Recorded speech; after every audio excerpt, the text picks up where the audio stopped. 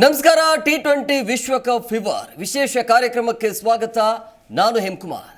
ಭಾರತ ಹಾಗೂ ಬಾಂಗ್ಲಾದೇಶ ನಡುವೆ high voltage ಕದನ ಇದೆ. ಇವತ್ತು ಬಾಂಗ್ಲಾದೇಶಕ್ಕೆ ಮಾಡು ಇಲ್ಲವೇ ಮಡಿ ಪಂದ್ಯ ಆಗುತ್ತೆ. ಭಾರತಕ್ಕೆ ಒಂದು ವೇಳೆ ಇವತ್ತು ಭಾರತ ವಿನ್ ಆಯಿತು ಅಂತಂದರೆ ಕ್ವಾಲಿಫೈ ಅಂದರೆ ಸೆಮಿಫೈನಲ್ ಹೋಗೋದಕ್ಕೆ ಈಸಿ ಆಗಿಬಿಡುತ್ತೆ. ಸೊ ಹಾಗಾಗಿ ಎರಡು ಟೀಮ್ಗೆ ಈ ಗೆಲುವು ಬಹಳ ಅಂದರೆ ಬಹಳ ಇಂಪಾರ್ಟೆಂಟ್ ಆಗುತ್ತೆ. ಇದರ ಜೊತೆಗೆ ನಿನ್ನೆ ಅಂತೂ ಸೂಪರ್ ಆಗಿರುವಂಥ ಪಂದ್ಯ ಇತ್ತು. ಸೊ ಇನ್ನೇನು ಇಂಗ್ಲೆಂಡ್ ಗೆಲ್ಬಿಡುತ್ತೆ ಅನ್ನುವಷ್ಟರಲ್ಲಿ ಸೌತ್ ಆಫ್ರಿಕಾ ವಿನ್ ಆಯಿತು. ಸೊ ಹಾಗಾಗಿ ಆ ಪಂದ್ಯ ಹೇಗಿತ್ತು ಎಲ್ಲದರ ಬಗ್ಗೆ ಚರ್ಚೆ ಮಾಡ್ತೀವಿ. ಚರ್ಚೆ ಮಾಡೋದಕ್ಕೆ ನನ್ನ ಜೊತೆಗೆ ನನ್ನ ಸಹೋದ್ಯೋಗಿಗಳು ಜಾಯ್ನ್ ಆಗಿದ್ದಾರೆ. ನಾನು ಅವ್ರನ್ನ ಕಾರ್ಯಕ್ರಮಕ್ಕೆ ವೆಲ್ಕಮ್ ಮಾಡ್ತೀನಿ. ಪಾಟೀಲ್ರೆ, ಕಾರ್ಯಕ್ರಮಕ್ಕೆ ಆತ್ಮೀಯವಾದಂಥ ಸ್ವಾಗತ. ಸರ್ ಮಂಜು, ತಮಗೂ ಕೂಡ ಕಾರ್ಯಕ್ರಮಕ್ಕೆ ಸ್ವಾಗತ. ಸರ್ ಪಾಟೀಲ್ರೆ, ಇವತ್ತು ಮಾಡು ಇಲ್ಲವೇ ಮಡಿ ಬಾಂಗ್ಲಾಕ್ಕಾಗತ್ತೆ. ಸೊ ಇಂಡಿಯಾಗೆ ಒಂದು ಒಳ್ಳೆಯ ಅವಕಾಶ ಗೆದ್ದು ಕ್ವಾಲಿಫೈ ಆಗೋದಕ್ಕೆ, ಸೆಮಿಫೈನಲ್ಗೆ ಇರೋದಕ್ಕೆ. ಸೊ ಹಾಗಾಗಿ ಇವತ್ತಿನ ಪಂದ್ಯ ಹೇಗಿರಬಹುದು ಅಂತ. ಭಾರತಕ್ಕೆ ಇಷ್ಟೊಂದು ಒಳ್ಳೆ ಅವಕಾಶ ಸೂಪರ್ ಏಟಲ್ಲಿ ಯಾವತ್ತೂ ಸಿಕ್ಕಿಲ್ಲ. ಹೌದೌದು, ಸೂಪರ್ ಏಟಲ್ಲಿ ಸೆಮಿಫೈನಲ್ ಪ್ರವೇಶ ಮಾಡೋದಕ್ಕೆ ಇಷ್ಟೊಂದು ಒಳ್ಳೆ ಅವಕಾಶ ಎಲ್ಲೂ ಇರಲಿಲ್ಲ. ಈ ಮ್ಯಾಚ್ನ ನೀವು ಒಂದು 20-30 ರನ್ನಿಂದ ಗೆದ್ರೆ ಸಾಕು, ಸೆಮಿಫೈನಲ್ ಎಂಟ್ರಿ ಫಿಕ್ಸ್, ಅದರಲ್ಲಂತೂ ನೋ ಡೌಟ್. ಯಾಕಂದರೆ ನಮ್ಮದು ನೆಟ್ ರನ್ ರೇಟ್ ತುಂಬ ಚೆನ್ನಾಗಿದೆ. ಎಲ್ರಿಗೂ ಕೂಡ ಒಂದು ಭಯ ಅಂತೂ ಇದೆ, ಆಸ್ಟ್ರೇಲಿಯಾ ವಿರುದ್ಧ ನಾವು ಸೋಲ್ತೀವಿ ಅಂತ ನಾನು ಹೇಳ್ತಾ ಇಲ್ಲ. ಬಟ್ ಅಕಸ್ಮಾತಾಗಿ ನೀವು ಸೋತ್ರೂ ಕೂಡ ಸೆಮಿಫೈನಲ್ ಎಂಟ್ರಿ ಫಿಕ್ಸ್ ಆಗುತ್ತೆ. ಯಾಕಂದರೆ 2 ಮ್ಯಾಚ್ ಗೆದ್ದಿದ್ದೀರಿ, ನೆಟ್ ರನ್ ರೇಟ್ ಕೂಡ ಚೆನ್ನಾಗಿದೆ ಅನ್ನೋ ಕಾರಣಕ್ಕಾಗಿ.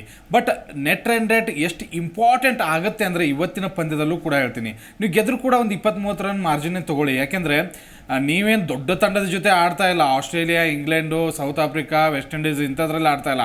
ಬಾಂಗ್ಲಾದೇಶ್ ಜೊತೆಗೆ ನಿಮ್ಮ ಟ್ರ್ಯಾಕ್ ರೆಕಾರ್ಡು ತುಂಬ ಚೆನ್ನಾಗಿದೆ. ಈಗಿರುವಂತಹ ಭಾರತದ ಫಾರ್ಮ್ನ ನೋಡಿದರೆ ಅದನ್ನು ಮುಂದುವರಿಸುವಂಥ ಸಾಧ್ಯತೆ ಇದೆ. ಈ ಒಂದು ವಿಶ್ವಕಪ್ನಲ್ಲಿ ಅಜೇಯ ಓಟವನ್ನು ನಾವು ಭಾರತದ ಮೊದಲಿಂದನೂ ಮಾಡ್ಕೊಂಡೇ ಬಂದಿದ್ವಿ. ಬಾಂಗ್ಲಾದೇಶ್ ಜೊತೆಗೆ ಈಸಿ ವಿನ್ ಅಂತ ಅಂದ್ಕೊಂಡಿದ್ವಿ. ಖಂಡಿತವಾಗ್ಲೂ ಅದು ಆಗತ್ತೆ ಕೂಡ.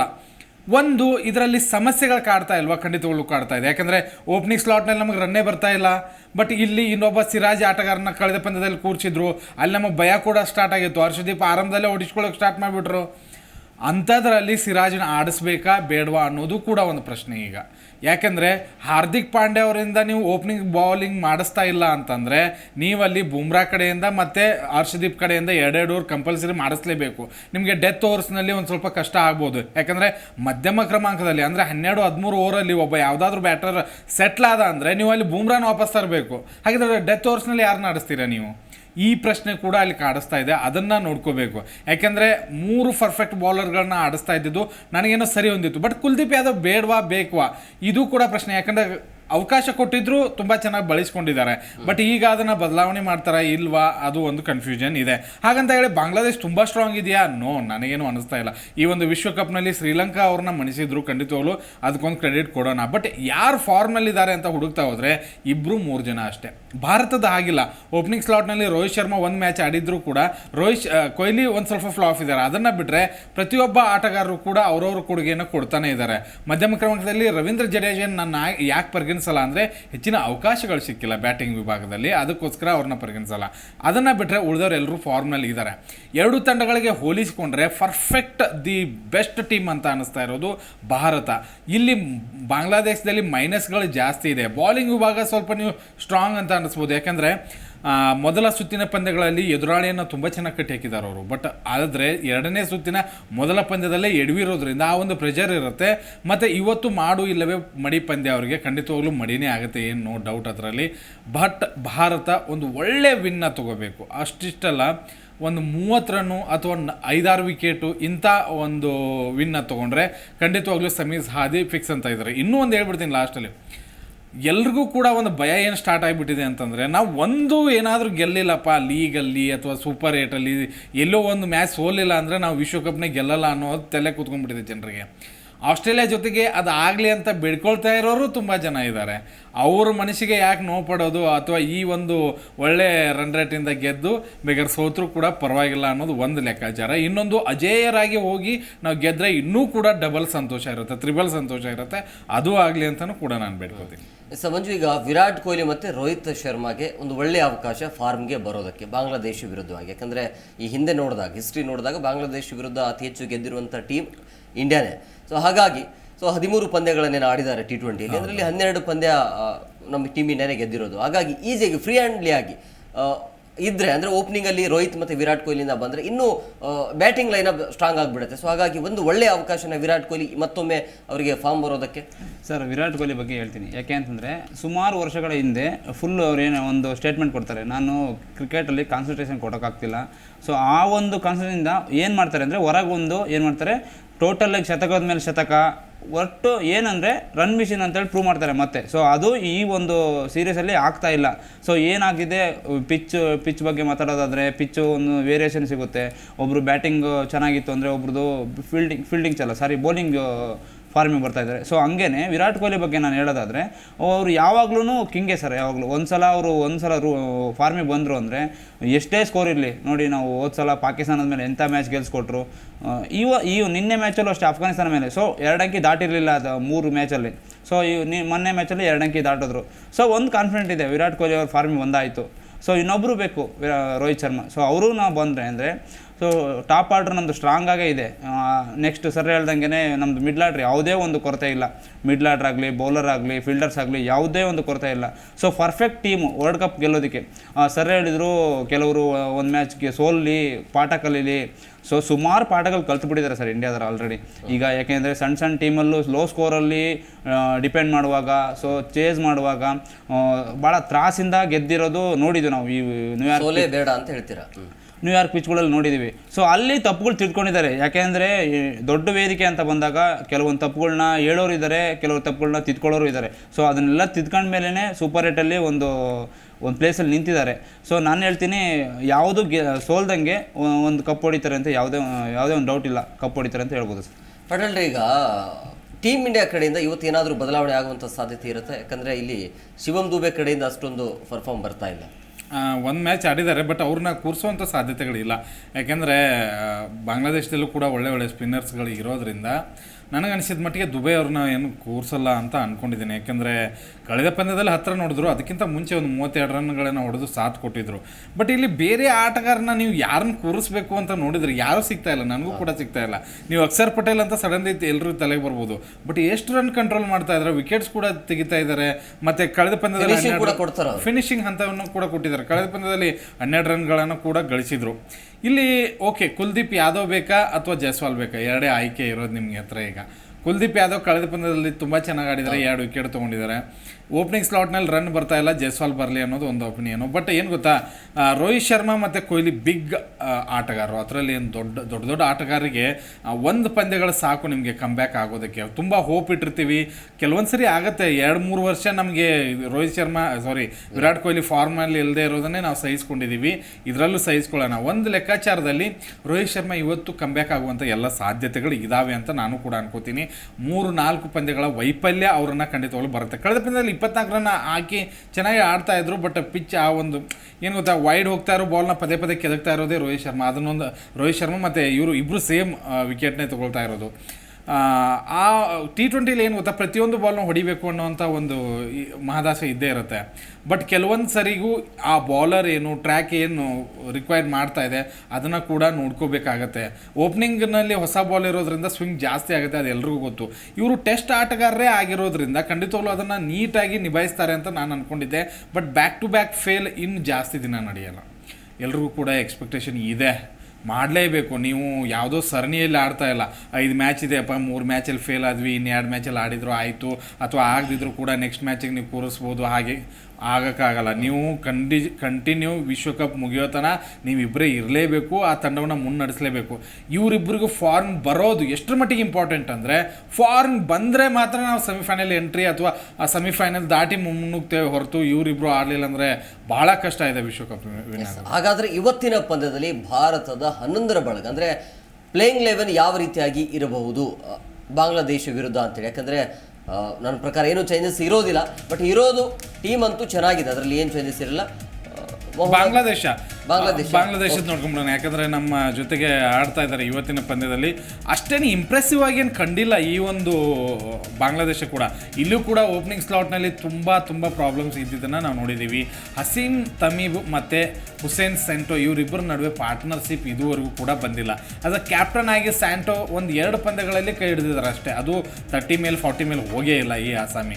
ಲಿಟನ್ ದಾಸ್ ಇದ್ದಿದ್ರಲ್ಲೇ ಬೆಟರ್ ಪರ್ಫಾರ್ಮರು ಅವರೊಬ್ಬರು, ಮತ್ತು ಶಕೀಬ್ ಕೂಡ ಒಳ್ಳೆ ಪರ್ಫಾರ್ಮೆನ್ಸ್ ಕೊಟ್ಟಿದ್ದಾರೆ. ಹೃದಯ ಅವರು ಕೂಡ ಇದ್ದಿದ್ರಲ್ಲೇ ಬೆಟ್ರು, ಬಟ್ ಬಿಗ್ ಸ್ಕೋರ್ ಅಂತ ಬಂದಿಲ್ಲ. ಮೊಹಮ್ಮದುಲ್ಲಾ 20-30 ರನ್ಗಳಿಗೆ ಕಡಿವಾಣ ಅಲ್ಲಿಗೆ ನಿಲ್ತಾ ಇದ್ದಾರೆ, ಮೇಲೆ ಹೋಗ್ತಾನೇ ಇಲ್ಲ. ಜಾಕಿರ್ ಅಲಿ ಆಗಿರ್ಬೋದು, ಆಮೇಲೆ ಹುಸೇನು, ಅಹ್ಮದು, ಆಮೇಲೆ ರೆಹಮಾನ್, ತಮೀಬ್ ವೇಗದ ಬೌಲಿಂಗ್ ಅಥವಾ ಸ್ಪಿನ್ ಬೌಲಿಂಗ್ ಅಷ್ಟರ ಮಟ್ಟಿಗೆ ಸ್ಟ್ರಾಂಗ್ ಇದೆಯಾ ಅಂತಂದರೆ ಖಂಡಿತವಾಗ್ಲೂ ಇಲ್ಲ. ಟಸ್ಕಿನ್ ಇದ್ದಿದ್ರಲ್ಲೇ ಒಳ್ಳೆ ಹೊಸ ಬಾಲಲ್ಲಿ ತುಂಬ ಚೆನ್ನಾಗಿ ಬೌಲಿಂಗನ್ನು ಹಾಕ್ತಾರೆ. ಅಕಸ್ಮಾತಾಗಿ ರೋಹಿತ್ ಶರ್ಮಾ ಅಥವಾ ಕೊಹ್ಲಿನ ಏನಾದರೂ ತೆಗಿಬೇಕಪ್ಪ ಇವತ್ತು ಹೊಸ ಬಾಲಲ್ಲಿ ಸ್ವಿಂಗ್ ಚೆನ್ನಾಗಿ ಮಾಡಬೇಕು ಅಂದರೆ ಟಸ್ಕಿನ್ ಅಹ್ಮದ್, ರೆಹಮಾನ್ ಒಂದು ಒಳ್ಳೆ ಪ್ರದರ್ಶನವನ್ನು ಕೊಡಲೇಬೇಕಾಗತ್ತೆ. ಬಟ್ ಭಾರತದ ಎದುರು ಈ ತಂಡವನ್ನು ನೋಡಿದರೆ ಪೇಪರ್ ಲೆಕ್ಕಾಚಾರದಲ್ಲಿ ಹೇಳ್ತೀನಿ, ಇವತ್ತಿನ ಮ್ಯಾಚ್ ಲೆಕ್ಕಾಚಾರದಲ್ಲಿ ನನಗೆ ಗೊತ್ತಿಲ್ಲ. ಲೆಕ್ಕಾಚಾರದಲ್ಲೂ ಕೂಡ ಟೀಮ್ ಅಷ್ಟೊಂದು ಹೌದು, ಪೇಪರ್ ಲೆಕ್ಕಾಚಾರದಲ್ಲೇ ಹೇಳಬೇಕು ಅಂತಂದರೆ 99% ಭಾರತ ಕೊಟ್ಟರೆ 1% ಬಾಂಗ್ಲಾದೇಶಕ್ಕೆ ಕೊಡ್ಬೋದು ಅಷ್ಟೇ. ಆದರೆ ಒಂದೇ ಒಂದು ತಂಡದ ಇವರಲ್ಲೂ ಕೂಡ ನಮಗೆ ಭಯ ಇದ್ದೇ ಇದೆ. ಶಕೀಬ್ ಉಲ್ ಹಸನ್ ಆಗಿರ್ಬೋದು, ಲಿಟನ್ ದಾಸ್ ತುಂಬ ಅದ್ಭುತವಾಗಿ ಆಡಿದ್ದನ್ನು ನೋಡಿದ್ದೀವಿ. ಮೊಹಮ್ಮದುಲ್ಲಾ ಫಿನಿಶಿಂಗ್ ಹಂತವನ್ನು ತುಂಬ ಚೆನ್ನಾಗಿ ಅಚ್ಚುಕಟ್ಟಾಗಿ ತುಂಬ ಸರಿ ನಿರ್ವಹಿಸಿದ್ದನ್ನು ನೋಡಿದ್ದೀವಿ. ಮುಸ್ತಿಫಿಜುರ್ ರೆಹಮಾನ್ ಎಲ್ಲ ಲೀಗ್ಗಳಲ್ಲೂ ಕೂಡ ಈಗ ಟಫ್ ಕಾಂಪಿಟೇಟರ್, ತುಂಬ ಚೆನ್ನಾಗಿ ಬೌಲಿಂಗನ್ನು ಹಾಕ್ತಾ ಇದ್ದಾರೆ. ಅದ್ರ ಜೊತೆಗೆ ಟಸ್ಕಿನ್ ಅಹ್ಮದ್ ಇದ್ದಾರೆ. ನೋಡಿ, ಪ್ರಮುಖ ಆಟಗಾರರು ಇದ್ದರೂ ಕೂಡ ಅವರಿಗೆ ಭಾರತದ ವಿರುದ್ಧ ಅಷ್ಟೊಂದು ಜಯ ಸಿಕ್ಕಿಲ್ಲ. ನೀವು ಹೇಳ್ದಂಗೆ 13ರಲ್ಲಿ ಭಾರತ ಇದುವರೆಗೂ ಕೂಡ 12ರಲ್ಲಿ ಗೆಲುವು, 1ರಲ್ಲೇ ಮಾತ್ರ ಸೋಲನ್ನು ಕಂಡಿದೆ. ನೋಡಬೇಕು ಏನಾಗುತ್ತೆ ಇವತ್ತಿನ ಪಂದ್ಯ ಅಂತ ಹೇಳಿ. ಟೀಮ್ ಇಂಡಿಯಾ 11ರ ಬಳಗ ಯಾವ ರೀತಿಯಾಗಿ ಇರಬಹುದು ಅಂತೇಳಿ ಬಹುಶಃ ಏನು ಚೇಂಜಸ್ ಇರೋದಿಲ್ಲ ಭಾರತದ ಕಡೆಯಿಂದ. ಗೆಲುವಿನ ನಾಗಲೋಟ ಇದೆಯಲ್ಲ, ಅದು ಹಾಗೆ ಇರಲಿ ಅಂತೇಳಿ. ಬಟ್ ಒಂದೊಂದು ಕಡೆ ಒಬ್ಬೊಬ್ಬರು ಒಂದೊಂದು ಥರ ಮಾತಾಡ್ತಾರಪ್ಪ. Rohit Sharma as a captain ಆಗಿ ಜೈಸ್ವಾಲ್ ಜೊತೆಗೆ ಮುಂದುವರಿಲ್ಲಪ್ಪ, ಓಪನಿಂಗ್ ಸ್ಲಾಟ್ನಲ್ಲಿ ಅವರೇ ಬರಲಿ ಅನ್ನುವಂಥ ಒಂದು ಕೂಗಂತೂ ಖಂಡಿತವಾಗ್ಲೂ ಇದೆ. ವಿರಾಟ್ ಕೊಹ್ಲಿ ಅವರು ಖಂಡಿತವಾಗ್ಲೂ ಓಪನಿಂಗ್ ಸ್ಲಾಟ್ನಲ್ಲಿ ಇವತ್ತು ಬರ್ತಾರೆ, ಜೈಸ್ವಾಲ್ ಬರಲ್ಲ, ತೆಗೆದಾಕ್ಬಿಡಿ ನಿಮ್ಮ ಮನಸ್ಸಲ್ಲಿ ಏನಾದರೂ ಇದ್ದರೆ. ರಿಷಬ್ ಪಂತ್ ಆ್ಯಸ್ ಎ 3ನೇ ಹಂತದಲ್ಲಿ ಬರ್ತಾ ಇದ್ದಾರೆ, as a wicket keeper batting ಎಲ್ಲದರಲ್ಲೂ ಸದೃಢತೆ ಇದೆ. ಕಳೆದ ಪಂದ್ಯದಲ್ಲಿ ಒಂದು ಸ್ವಲ್ಪ ಕೈ ಕೊಟ್ಟರು, ಆದರೂ ಕೂಡ 20 ರನ್ ಇತ್ತು, ಕೈ ಕೊಟ್ಟರು ಅನ್ನೋಕ್ಕೂ ಆಗಲ್ಲ. ಸೂರ್ಯಕುಮಾರ್ ಯಾದವ್ ಈ ಒಂದು ವಿಶ್ವಕಪ್ನ ಗೆಲ್ಲುವಲ್ಲಿ ಪ್ರಮುಖ ಪಾತ್ರ ವಹಿಸುವಂತಹ ಏಕೈಕ ಆಟಗಾರನಾಗಿ ನನಗೆ ಕಾಣಿಸ್ತಾ ಇರೋದು ಸೂರ್ಯಕುಮಾರ್ ಯಾದವ್. ಅವರು 360 ಆ್ಯಂಗಲ್ ಆಟವನ್ನು ತುಂಬ ಚೆನ್ನಾಗಿ ಆಡ್ತಾ ಇದ್ದಾರೆ. ಯಾವುದೇ ಪ್ರಮುಖ ಆಟಗಾರ ಇರಲಿ, ಬೌಲರ್ ಇರಲಿ, ಅವ್ರನ್ನ ಹೊಡಿ ಆಟದ ಮೂಲಕನೇ ಅವ್ರಿಗೆ ಉತ್ತರ ಕೊಡ್ತಾ ಇದ್ದಾರೆ. ಅದು ಖುಷಿ ಆಗ್ತಾ ಇದೆ. ಶಿವಮ್ ದುಬೆ ಖಂಡಿತವಾಗ್ಲೂ ನಾನು ಪ್ರತಿ ಸರಿ ಹೇಳ್ತಾ ಇದ್ದೀನಿ, ಒಂದು ಒಳ್ಳೆ ಅವಕಾಶ. ಇಷ್ಟು ಜನ ಕಾಂಪಿಟೇಷನ್ ಇದ್ದರೂ ಕೂಡ ಅವ್ರನ್ನ ಮೆಟ್ಟಿ ಇವ್ರು ಬಂದಿದ್ದಾರೆ. ಅದರಲ್ಲೂ ಕೂಡ 11ರ ಬಳಗದಲ್ಲಿ ಅವಕಾಶವನ್ನು ಗಿಟ್ಟಿಸ್ಕೊಳ್ತಾ ಇದ್ದಾರೆ. ತುಂಬ ಅವಕಾಶಗಳು ಸಿಗ್ತಾ ಇದೆ, ಅಷ್ಟರ ಮಟ್ಟಿಗೆ ಸದುಪಯೋಗ ಇಲ್ಲ. ಈ 4-5 ಮ್ಯಾಚ್ಗಳಲ್ಲಿ 1 ಮ್ಯಾಚ್ ಮಾತ್ರ ಆಡಿರೋದು. ಬಟ್ ಇನ್ಮೇಲೆ ಬರುವಂಥ ಮ್ಯಾಚ್ಗಳು ತುಂಬ ಇಂಪಾರ್ಟೆಂಟ್ ಆಗುತ್ತೆ, ಆಡಬೇಕು, ಇರಲಾಂದರೆ ಬೆಂಚ್ ಕಾಯಬೇಕು ಅಷ್ಟೇ. Hardik Pandya as A bowling ವಿಭಾಗದಲ್ಲಿ ತುಂಬ ಚೆನ್ನಾಗಿ ಮಾಡ್ತಾ ಇದ್ದಾರೆ. ಬ್ಯಾಟಿಂಗ್ನಲ್ಲಿ ಹೆಚ್ಚಿನ ಅವಕಾಶಗಳು ಸಿಕ್ಕಿಲ್ಲ. ಸಿಕ್ಕಂಥ ಅವಕಾಶವನ್ನು ಕಳೆದ ಪಂದ್ಯದಲ್ಲಿ ತುಂಬ ಚೆನ್ನಾಗಿ ಉಪಯೋಗ ಮಾಡಿದರು. 32 ರನ್ಗಳ ಆ ಒಂದು ಕೊಡುಗೆ ಇತ್ತಲ್ಲ, ಅದು ಭಾರತ ತಂಡದ ಗೆಲುವಿಗೆ ನಮ್ಮ ಪ್ರಮುಖ ಪಾತ್ರವನ್ನು ವಹಿಸಿತ್ತು ಅಂತ ಹೇಳ್ಬೋದು. ಇನ್ನು ರವೀಂದ್ರ ಜಡೇಜಾ ಬ್ಯಾಟಿಂಗ್ ಅಷ್ಟೊಂದು ಪ್ರಭಾವ ಬೀರಿಲ್ಲ, ಬೌಲಿಂಗ್ನಲ್ಲೂ ಕೂಡ ಅಷ್ಟೇನು ಇಂಪ್ರೆಸಿವ್ ಆಗಿ ಈ ಒಂದು ವಿಶ್ವಕಪ್ನಲ್ಲಿ ನನಗೆ ಸಿಕ್ಕಿಲ್ಲ.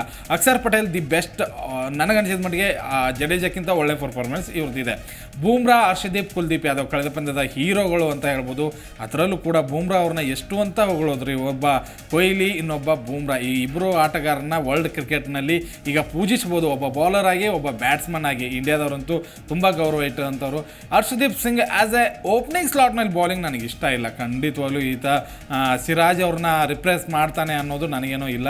Kuldeep Yadav as a spin ಅಸ್ತ್ರ ಖಂಡಿತವಾಗ್ಲೂ ಕಳೆದ ಪಂದ್ಯದಲ್ಲಿ ಲಾಭ ತಂದಿದ್ದಾರೆ. ನೋಡೋಣ ಈ ಪಂದ್ಯದಲ್ಲಿ ಹೇಗಾಗ್ತಾರೆ. ಇಂಡಿಯಾ ಟೀಮಲ್ಲಿ ಯಾಕೆ ಇಟ್ಕೊಂಡಿದ್ದಾರೆ ಅಂತಂದರೆ, ಲೆಫ್ಟ್ ಆರ್ಮ್ ಸೀಮರ್ ಇರಲಿ, ಒಬ್ಬ ಲೆಫ್ಟ್ ಆರ್ಮ್ ಸೀಮರ್ಗೆ ಒಂಚೂರು ಎಲ್ಲ ಗೊಂದಲ ಇದು.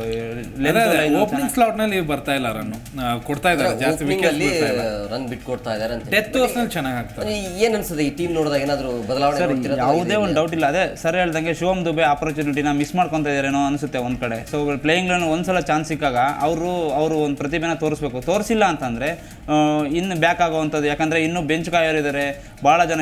ಜೈಸ್ವಾಲ್ನ ಕೂರಿಸಿದ್ದೀವಿ ನಾವು, ಆಮೇಲೆ ರಿಂಕು ಸಿಂಗ್ನ ಕೂರಿಸಿದ್ದೀವಿ ಬೆಂಚಲ್ಲಿ, ಮತ್ತು ಆಮೇಲೆ ಶುಭಮ್ ಗಿಲ್ನ ಕೂರಿಸಿದ್ದೀವಿ. ಎಲ್ಲರನ್ನೂ ಕೂರಿಸಿ ಇವ್ರನ್ನ ಚಾನ್ಸ್ ಕೊಟ್ಟಿದ್ದೀವಿ ಅಂತಂದರೆ, ಸೊ ಅವ್ರನ್ನ ಯುಟಿಲೈಸ್ ಮಾಡ್ಕೋಬೇಕು. ಒಂದು ಮ್ಯಾಚಲ್ಲಿ ತೋರಿಸಿ 4-5 ಮ್ಯಾಚಲ್ಲಿ ಹಂಗೆ ಸುಮ್ಮನಾದರೆ ಇಂಡಿಯಾ ಟೀಮು ಮುಂದಕ್ಕೆ ಹೋಗೋಕ್ಕಾಗಲ್ಲ. ಯಾಕೆಂದರೆ ಸ್ಟಾರ್ಟಿಂಗಲ್ಲಿ ರನ್ ಬರ್ತಾ ಇಲ್ಲ. ಮಿಡ್ಲ್ ಆರ್ಡ್ರೆ ನಮಗೆ ಭದ್ರಾ ಬುನಾದಿ ಇಂಡಿಯನ್ ಟೀಮಿಗೆ.